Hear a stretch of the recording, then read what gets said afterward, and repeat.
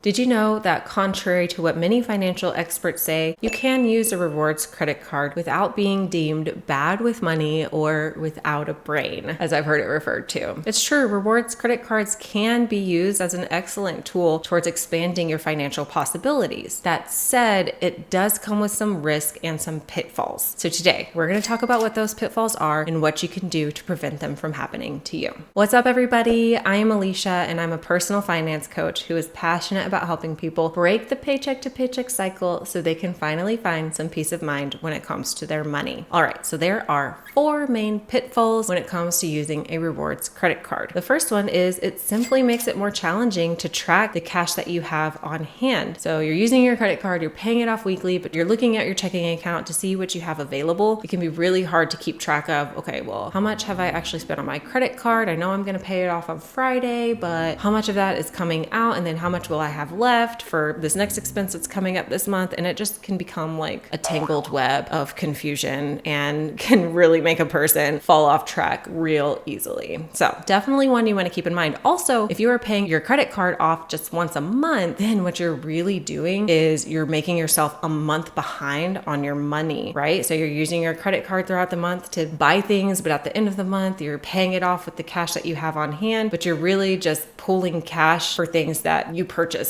a month ago, right? So we're a month behind on our money. And again, this can be really confusing and hard to track and stay on top of. The second pitfall is that psychologically speaking, studies have shown that we just don't feel transactions that we use with a credit card as much as we would if we were paying cash or by using a debit card. Reason being, if I'm handing cash over to somebody, I am looking at it, I am feeling it, I am watching that cashier take it out of my hand, put it in his or her box, and I know that I am not gonna get that money back. Same thing with my debit card. As soon as it is swiped, I can go look at my bank statement and I can see there is a pending transaction there and my available balance has gone down, and there is no changing that until my next payday. So you just feel that a little bit more than a credit card where I'm swiping this credit card, but it doesn't really change anything that's happening to my cash right now. I can deal with that later. We don't need to think about it. We just need to buy the thing. I'll deal with this later. And this sort of thought process can really lead to overspending. The third pitfall to using a rewards credit card is that when life happens, and it will, things get busy, the in-laws come to town, we're going on vacation, medical things come up, life happens. And when life happens, it can be very easy to forget about paying off our credit card. And if we forget long enough, suddenly we are carrying a balance and we've got interest we need to pay on the card. And I know that that was not the plan when deciding to use the credit card in the first place. So really got to be on top of that calendar and really on top of those payments. And the fourth pitfall to using a rewards credit card is it can be very tempting to focus on the rewards and the points that you're getting back instead of how much money you're actually spending in order to get those points. It can be so easy to overspend here when we are telling ourselves that, you know what, I may not have budgeted for this transaction or I don't really have a plan for it, but hey, I'm getting points and I'm getting rewards, so I'm gonna do it anyways. And let's not forget our point from earlier where it's like, I don't even have to deal with this right now. I can pay it off later. It's fine. Everything's good. So put all of these things together and we have a perfect storm for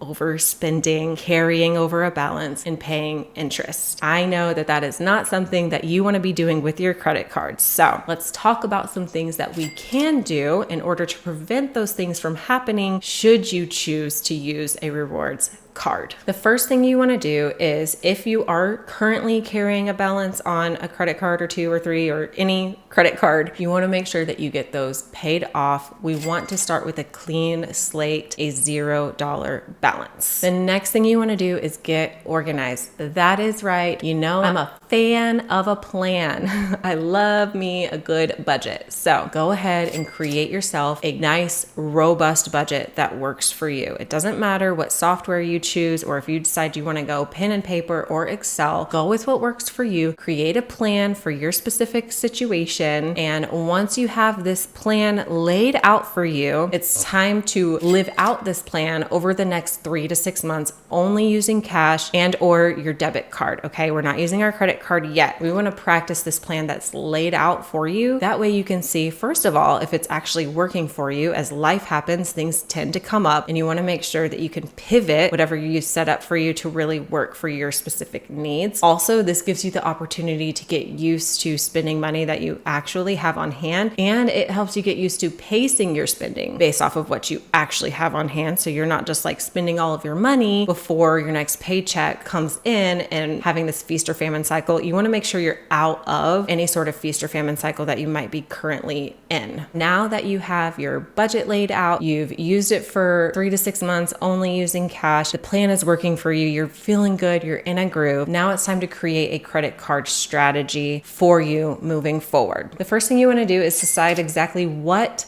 kind of transactions you're going to use your credit card for. I don't recommend going like hog wire here and using your credit card for literally everything under the sun. I recommend picking 1 or 2 categories that you will use your credit card for. That way it will be so much easier for you to track, especially when you're first getting started. You can choose to add more categories if you'd like, take some away. It's really up to you, but I recommend starting small here and being really intentional about what you will use your credit card for to start off with. I also recommend going ahead and making a plan to pay your credit card off at least once a week. I would not just decide to pay it off once a month. Again, this could lead you to missing a payment, carrying a balance, and paying interest. So pick a day on your calendar every single week that will be convenient for you to go in there and pay your credit card off. I like to pay mine off every single Friday. Whatever works for you is great, but I would do it every single week. That way, if you miss a week here and there, that's okay. But again, if we're just doing it monthly, if we miss that monthly payment,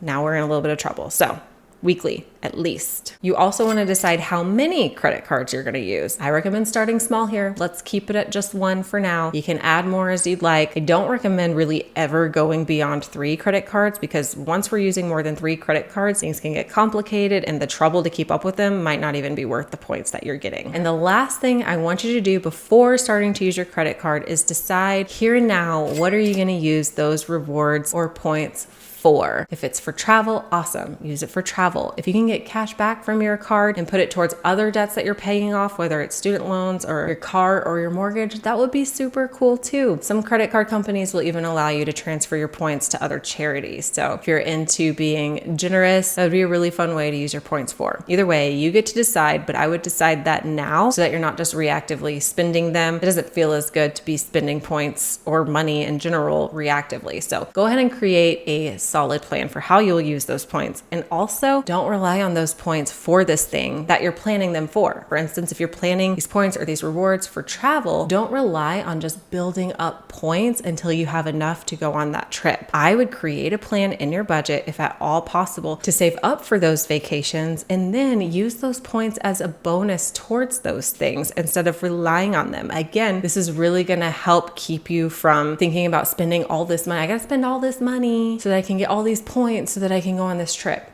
No, let's go ahead and just save up for that trip anyways within our budget and use those points as a bonus towards that trip. Okay. Now, whether or not you choose to use a credit card or you're going to use cash or a debit card for all of your spending, it's totally okay. This is a completely personal decision. There are nuances and pros and cons to every decision that you make with your money. The most important thing is that you choose a plan that is right for you, that expands your financial position in the best way possible for your situation. Commit to it and don't worry about anything anybody else says. If you've got a plan, if you're being strategic, that is all that matters. So what about you? Do you use a rewards credit card? Are you thinking about using one? Do you avoid them altogether? We want to know. Share your thoughts in the comments below. Also, if you would like help kind of brainstorming what would be the best route for you to take, should you use a credit card? Is it best for you just to use cash? Maybe a hybrid of those things. We have coaches on hand who would love to talk you through this and coach you along the way. We will hold your hand every step of the way, regardless of what decision you make, and we will help you come up with a decision that is best for you. So schedule a call with one of our coaches using the link in the description box below. Also, check out this video to find out the different checking and savings accounts we recommend everybody open when getting organized with their finances. This would be a great place to start when getting organized before getting that credit card system going.